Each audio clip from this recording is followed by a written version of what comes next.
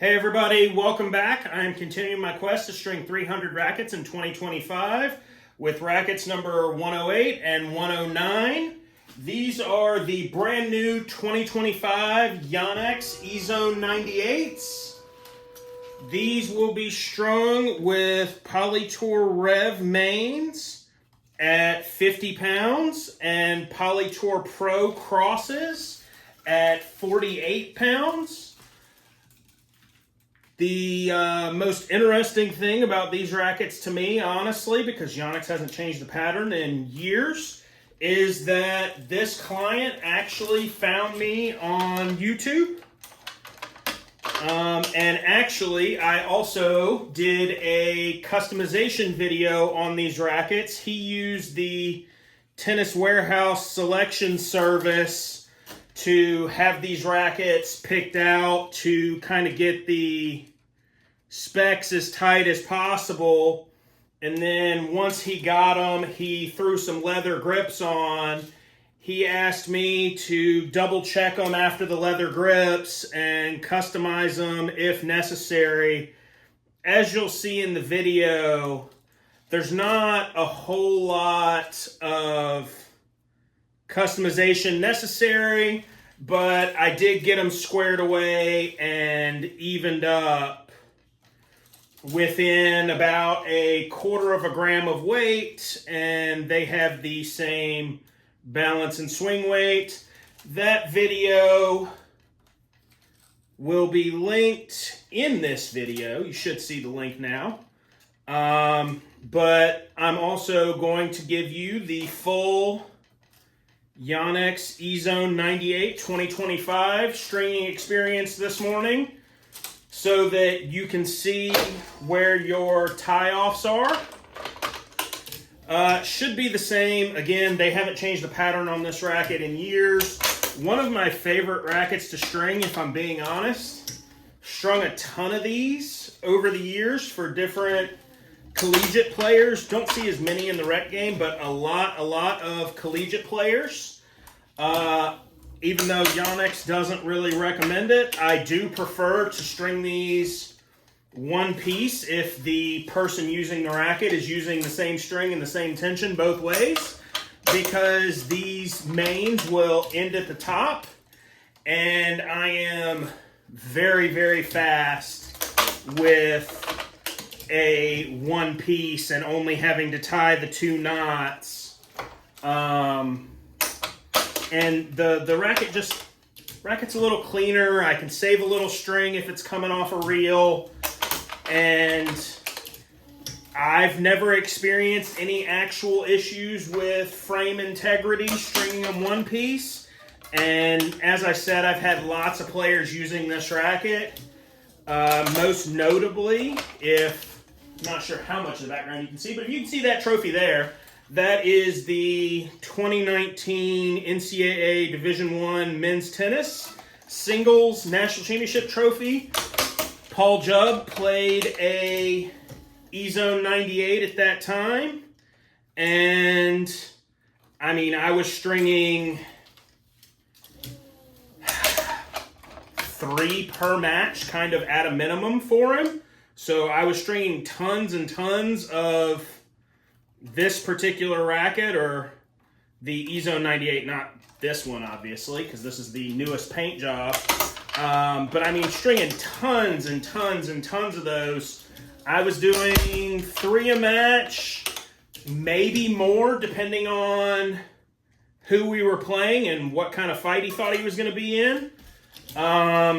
Because if he was playing somebody else that was fairly highly ranked, it may be 4. It may be 1 racket for warm-ups and doubles, and then wanting to make sure he had a racket for each potential set in singles. So I may be stringing 4 a match for him. But again, stringing them one piece, same tension. These rackets went really fast. And then at one point, I actually think by the time he won the national championship, he was playing a hybrid of Poly Tour Pro mains and Poly Tour Air crosses. So I was stringing them as a hybrid at that point. But again, still super easy rackets, great to string. Your main skips on these rackets are 8 top and bottom. You have symmetrical skips on this racket. It's a 16-19. You skip 8 at the top and 8 at the bottom. These rackets are not directional. Yonex did that for a little while with the Ezone line. Babolat did that for a little while with the Arrow line, where you had to have your starting knot on a certain side and they had to run a certain direction. Otherwise, you were going to leave the string hanging outside the grommets. But these are not directional.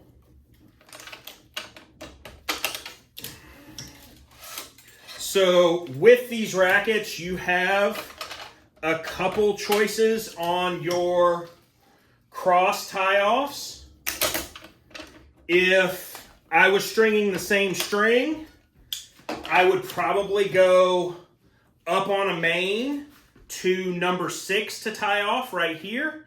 But since this is a hybrid and I'd like to keep color on color just to make it look a little better, I'm going to go out to the second cross and tie off there. These rackets have nice spacing there, so it's pretty easy to get out to that second cross to tie off, especially if you're using a smaller knot like a pro knot.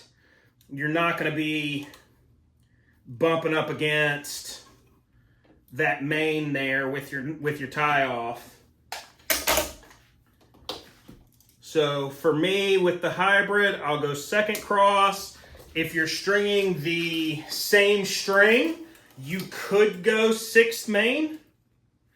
And I mean, even with the hybrid, you could go 6th main. It's truly personal preference, unless you've got like a gut main, in which case you really do want to tie gut to gut and then poly to poly and not tie the knots on the gut.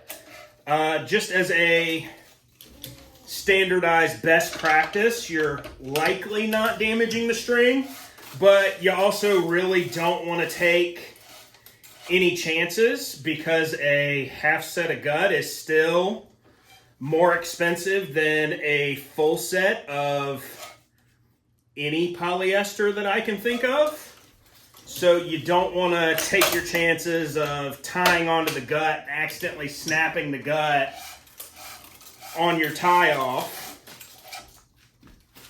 This should be a nice spin-friendly setup with the Rev in the middle and the Rev in the mains and the Poly Tour in the crosses, because the Rev is shaped.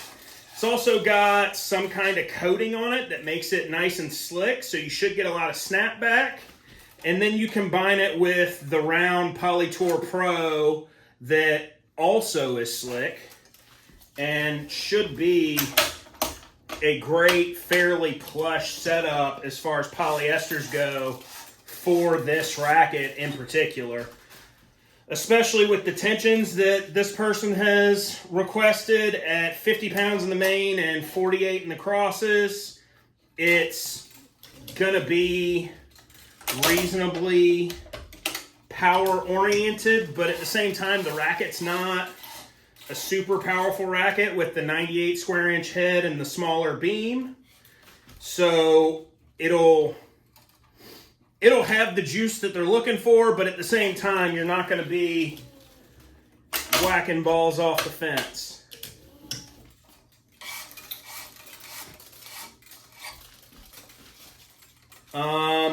Like I said, we've had quite a few players, or I've strung for quite a few players that have played the 98.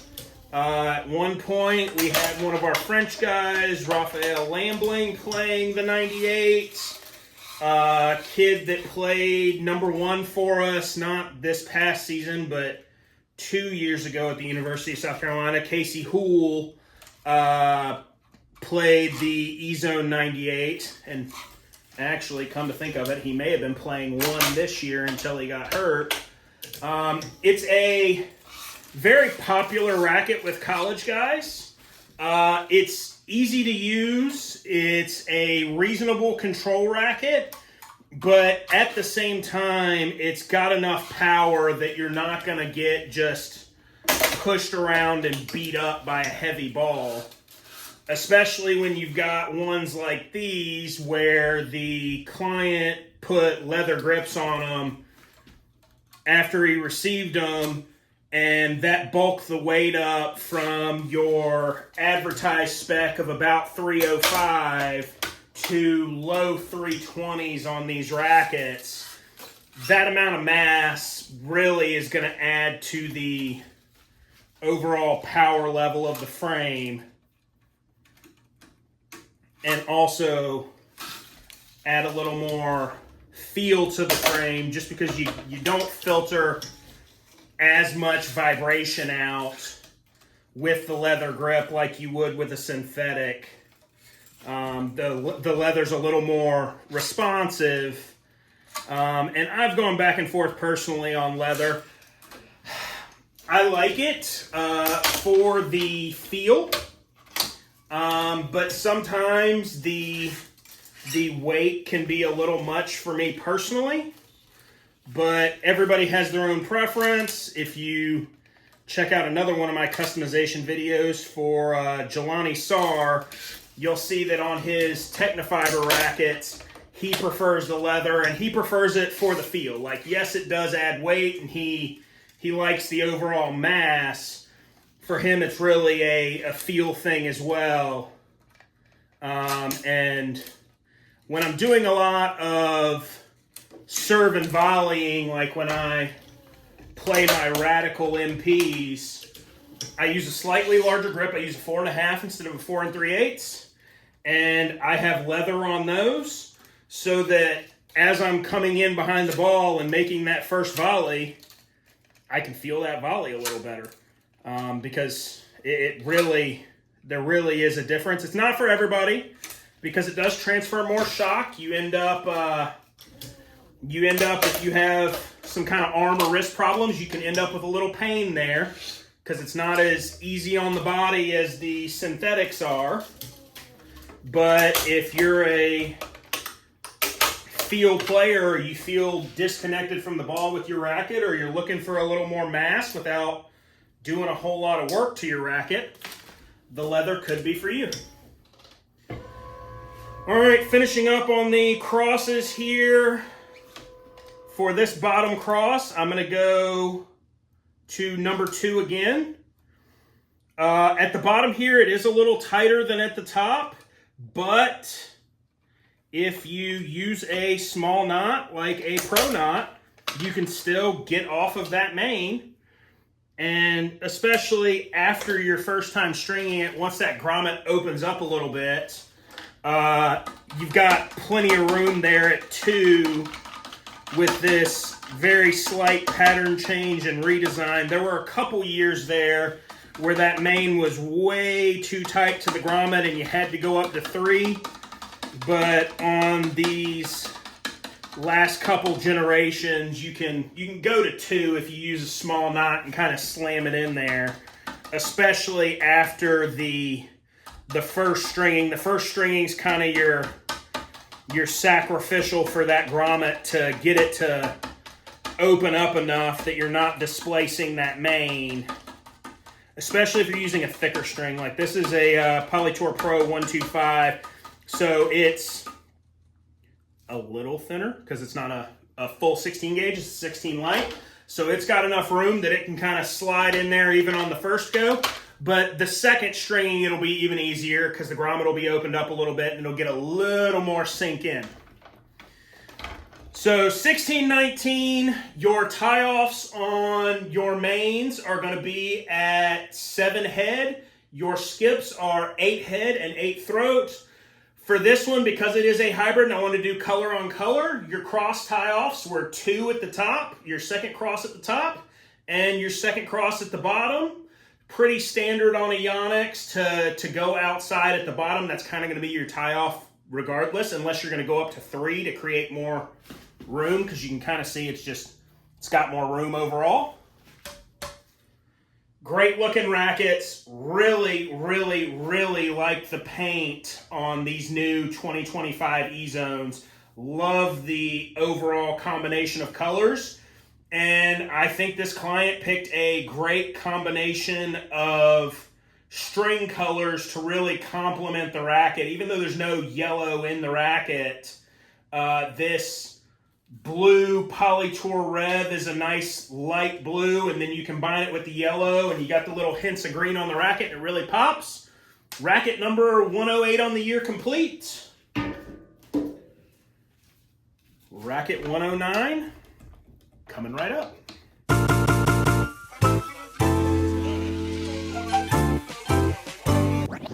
Switch it up.